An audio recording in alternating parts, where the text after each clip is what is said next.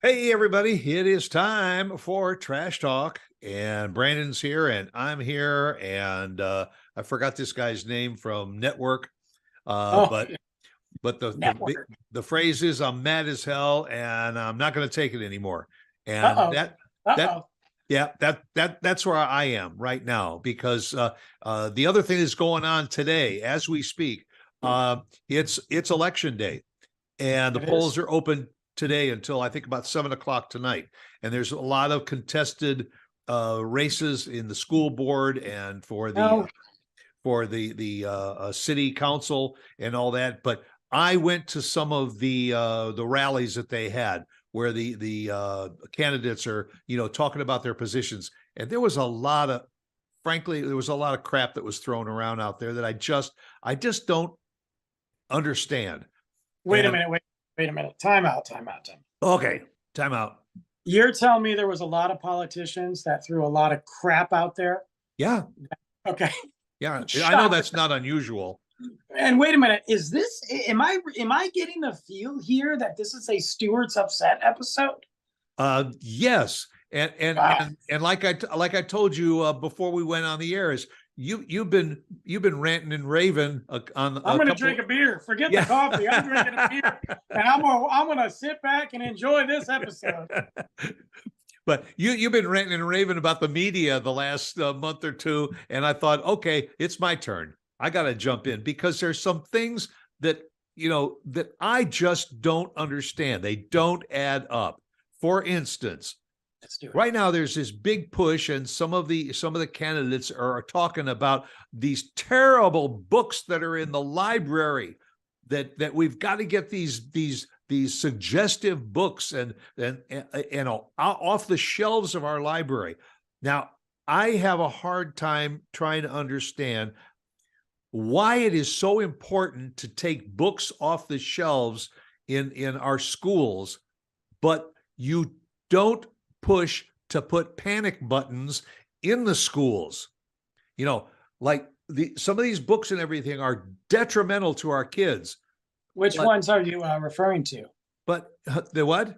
Which books are you referring to? Well, they want to take out some of the books that talk about slavery and some black history issues. They want to take out anything that is sexually suggestive, including, I said on another broadcast, Lady Canterbury's Tales, which it's got a little sex in it, but man, that's a classic that goes back, what, 300 years.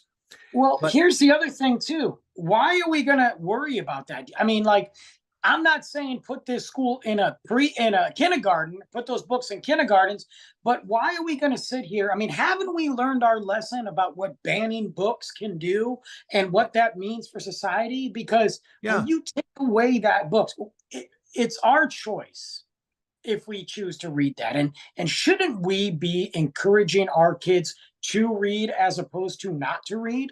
well, and also look, what good does it do to take a physical copy of the book out of the library? If a kid Nothing. wants to read it, they can go online and they can read it. They can read it on Kindle or whatever. So by mentioning what some of these publications are and then trying to physically remove them from the shelves, what you're doing is you're creating more interest for kids to get their hands on the book. But the bigger picture to me is, where is the rhetoric about trying to put panic buttons into our schools? So if there is a breach, there is a way, this started 5 years ago. Lori Alladef and her group down in Parkland, Florida, started a foundation to try and get panic buttons in the schools. What this is, folks, it's simply a small transmitter that goes on the back of each teacher's ID card, which every one of the school employees wears an ID card. And right now, if over these last so many years, if a perpetrator came into the schools, they would find some way to notify the police, 911, if you will. Sure. Okay. That doesn't tell the police where to go in the school, where the perpetrator is. This panic button, which is a simple program, not only when that teacher presses the button, it notifies the police immediately to head to the school, but it tells them exactly where in the school that teacher pushed that button. And this is a program that they have been pushing for 5 years, but our local people are more interested in getting books off the shelves than getting AR-15s off the streets or getting, panic buttons into our schools. This doesn't add up to me, and I'm mad as hell, and I'm not going to take it anymore. I don't understand what this. See? Yeah. We live in idiocracy right now. There's United States of idiocracy run by bureaucratic, blood-sucking leeches on both sides, and you've got the one side that makes 0 sense and is like, hey, don't worry about inflation. Hey, we're safe. Hey, don't worry about this. Hey, they just blindfolds. Then you got the other side that's like, we care about our veterans, but let's cut veteran programs. Yeah. Then we have the other side, and we have that side that says, you know what? It is our Second Amendment right. You're not going to take our guns. Sorry about your kids, but don't let your kids read that book. Yeah. What is going on? Like, we either going to go back to Little House on the Prairie days, or we're going to go so far forward that we don't even know what hit us. It doesn't compute. The priorities of our political figures is just completely out of whack. They come to us, they ask us to elect them so that they can go to our state houses and the federal government to represent the will of the people. Now, I know for a fact, you know for a fact, and the people that are watching this show know for a fact that the majority of Americans want these automatic weapons off the streets. They want to protect our kids in the schools. They want to protect any of these future occurrences, of which there are more in the first 4 months of this year than in the previous 2 or 3 years combined already. Yep. So, folks, when are you going to wake up and realize that we got to do something about this problem and do whatever we can to protect our kids when they are in the schools? But no, it seems to be more important that we put our efforts behind getting the books off the shelves. And the other thing that they're putting a lot of effort into is providing all the schools with what's it called, naloxone or something, which is an antidote for fentanyl. They want to make sure that naloxone or something like that. It's a pill that you give a kid that's just OD'd on fentanyl. Well, now, why is that also a school problem?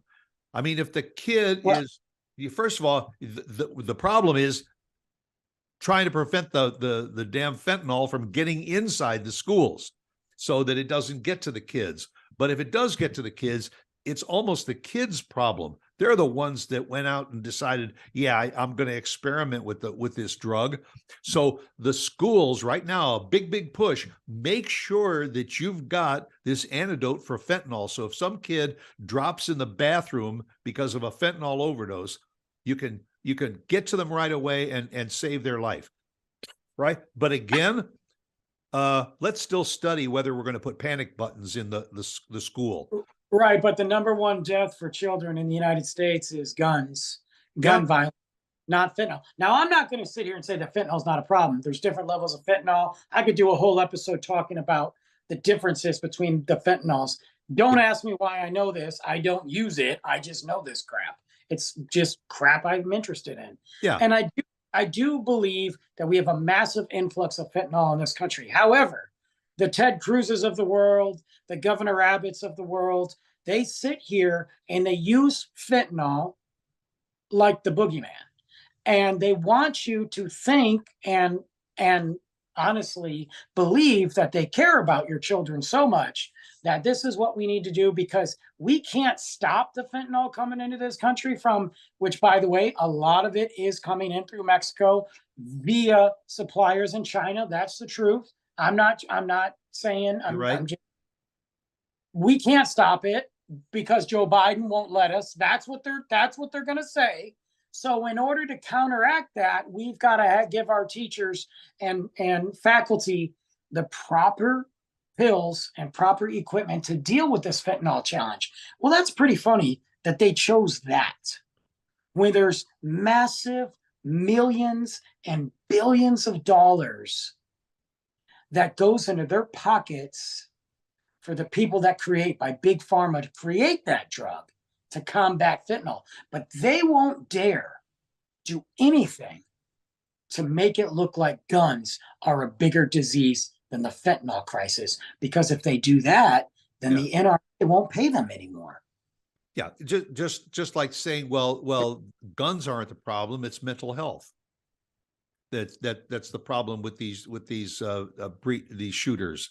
It's really fun too that Governor Abbott in particular, and look, we can sit there and look at the mental health thing and say you're probably right. There probably is this piece of the puzzle. I'm not saying that, but why make it easier for them to get like there's still that piece. But then you got Governor Abbott. Oh yeah, it's a mental health issue. Well, why'd you cut mental health by what was it, $9 million in Texas? He cut it. Yeah. There are things it doesn't add up. There was just a report out this week. Now you got me drinking at 8 a.m. Woo! Yeah. Got Governor Abbott, you're going to feel real good about this. And I would love for you to try and explain to the people of Texas, how this isn't a problem. But a survey was just done nationwide. And in the entire country, Dallas now ranks 7th at something. Oh, yeah. Aren't you happy? You know what it is? What? The highest increase in the homicide rate in the United States. Dallas, they beat out Detroit. number 7. Yeah, it's like a popular record with a bullet going up the charts. I mean, you're going to be really proud about that because you're busy wanting to put an antidote for fentanyl in the schools, or you want to go in and take the books off of the shelves in the school, but you don't want to do anything about lowering or curbing the homicide rate and the active shooter occurrences in this state or even beyond that in the country. The priorities of our politicians just flat out suck. Because their priority is their pockets. They are not our politicians. And I wish more people would wake up. I wish the younger generation that is out there roaming around Austin saying this and peace, and some of them are diving into it, but they get behind these characters. They get behind these politicians like Beto O'Rourke, who is nothing. Look, Beto is he failed time and time again. And they believe that somebody like Beto is going to save them. The reality is none of them are going to save them. And until we vote every single one of them out, that's what it has to be. We have to look at right here in Frisco. We have to look at city council and go, you know what? City council, school board, this is what you did wrong. Mistakes happen, but this is your motto. You're done. Next. And keep voting them out. We cannot have city council members sit there time and time again, and mayors as well, time and time again, and give them more chances to screw up. But the problem is people do. They don't realize it. We have to vote them out. And by the way, Texas is on another list too. We are like, I believe number 10, don't quote me on that, but we are at least in the top 10 worst states for children's health care. Texas is on that list. Right. We can't even take care of our kids when they get sick. What makes you think we can take care of them in our schools?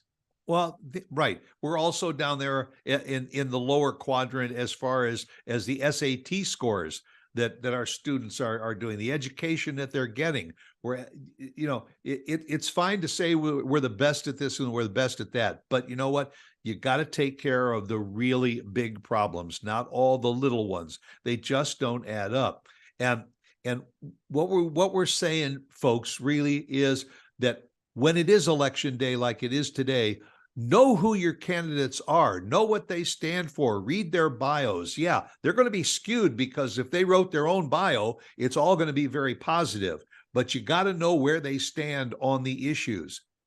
The fact is that especially like in municipal elections, if 5 to 10% of the eligible voters in the city show up to vote, that's probably 10% is really stretching it. What it means is if you've got 100,000 eligible voters, it only takes 10,000 or less to vote for somebody, and then you cut that in half. It only takes half plus one vote for somebody to get elected. So you could have some far right thinking person, and that's a disease that's going on in this country. And unfortunately, right now in the United States, and I dare say most of the world, but the United States, we are divided. We are divided amongst households. We're divided amongst family and friends and as a nation. So now we are so divided and so heated up. And I believe that that's part of the big core issue. They have gotten us turning on each other instead of turning on them. We are so angry or frustrated or concerned or have this white noise constant. Because, I mean, let's look at it. Since 2020, we have been getting punched. It's like going round and round with Mike Tyson, and He just knocked us out, So we are tired of hearing it. So people don't want to listen. The minute that they hear something they don't like, they vote for the other person. And that could be a big mistake. I'm willing to admit that I don't like any of them. And I'm willing to admit that I think there are decent Republicans and decent Democrats across the board. Somewhere, I think they get drowned out. I think they don't make it very far, but I think they're there. And my idea of this situation working is taking some of those decent people from each side and raising them up. I don't want one party to rule everything. Exactly. I don't. I agree. I would love to have this because it draws the best out of people. And unfortunately, we are far from that. And the Republican Party that I knew way back in the day, that I thought was interesting and I kind of leaned towards, I think they're a dumpster fire. And I think the Democrat Party that I'm looking at right now is just as big of a dumpster fire. So what that means is we need some new blood. That's right. And, when you look at what happened recently in Tennessee, some young minds, brilliant minds, stood up and said, we got to make some changes for the betterment of democracy. They were basically thrown out just because of who they were, the color of their skin, what they're, not the fact that they were trying to make change. That's what this country has got to wake up to, is that we need change. We don't need it 20 years from now. We need it right now. And the best way to do it, just like Brandon was saying, and I echo it too, is we got to sweep out the house. We got to get rid of the old, and we got to bring in the new. We got to bring the people in that take that oath to defend the Constitution and provide for the people. And we need to do that as quickly as possible. And I think, look, you're never going to find one candidate that you 100% agree with. You're not. And that's okay. I don't want to have friends that I 100% agree with because it's not even fun. But the Tennessee three that went in there and they fought and they stood up with the people that lost their lives, while the old politicians tooted the old racist horn. Right. Those are the people. I'm not saying I agree with everything they want, but you best believe if I was in Tennessee, I'd be marching with them. And I think my message to anybody out there is, besides voting and being self-aware and understanding what's going on, look, you got an opportunity to speak your voice at city council or at a meeting or a rally, get there. You got an opportunity to march in the street, you march. And I'm not talking about burning the city down physically. I'm talking about burning the city down with your message. You're absolutely right. That's what our message is to you, our listeners, and that is to be informed. And the best way that all of us can be served at the city, the state, and the federal level is to get both sides to come to the table. Like we said, there are good Republican ideas, there are good Democratic ideas, but the best solution is a combination of all of those. Put all the ingredients into the pot, and you're going to end up with a much better stew. So, the idea is hash it out. Say, you know what? That idea is pretty good. That idea is pretty good. Put it together in a bill that will say this is what's best for all of the people, or at least the majority of the people. Instead of just saying, oh, it's your idea. No, I don't even want to read it. I don't want to hear it.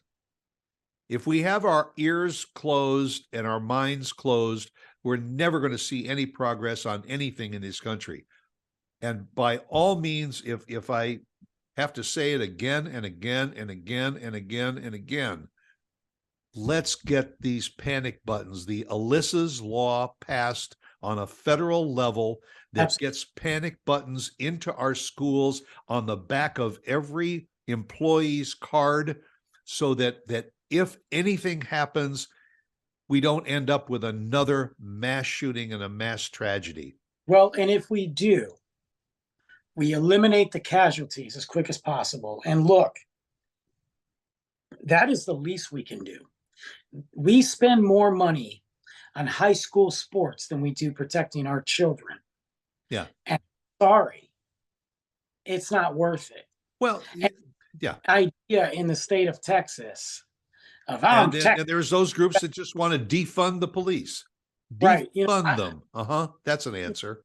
Yeah, let's take all the money away from the guys that are helping us. The guys that, by the way, are already underpaid and stressed out. Now, you want to defund police and the cowards like we had in Uvalde? Yeah, defund them, send in the National Guard, let them run it, because those cowards should be prosecuted for homicide.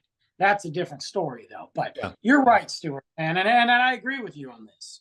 Well, I hope what we have said, strikes a chord with those of you that are watching and listening to this show. And I'll tell you what, I'll even go so far as I would not even mind having a separate Zoom conference and all with some of you that want to share your ideas on both sides of the question. I'm willing to talk about it in a civil, respectful way.